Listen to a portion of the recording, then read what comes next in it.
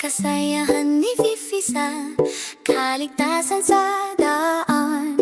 Dahil si Fifi ay nasa isang malaking kampanya para sa kaligtasan sa kalsada. Pagtuturo sa mga bata ng mga dapat gawin, mula sa pagtawid sa mga kalye hanggang sa pagbibisikleta. Pag-aralan natin ang mga karatula at kung ano maging tama.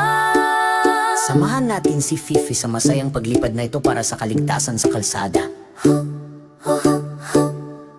Humakbang si Fifi papunta sa linya ng tawiran. Tumingin sa kaliwa, tumingin sa kanan. Maayos ang pakiramdam. Kapag may berdeng ilaw, naglalakad siya ng may kabaitan. Kaligtasan ang naglalakad. Unang pwesto. Sa bus, sinusundan ni Fifi ang karatula. Ligtas na natututo si Fifi. Mga tuntunin ang naglalakad sa lahat ng dako. Nakabit ang mga seatbelt, umilaw ang mga ilaw. Ligtas na tahakin ang paglalakbay ni Fifi. Manatiling ligtas tayo saan man tayo magpunta. Dumulas Si Fifi pababa ng burol, kasama ang tuwang-tuwa.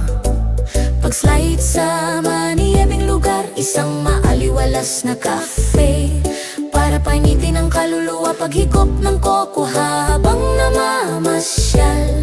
Kaligtasan muna.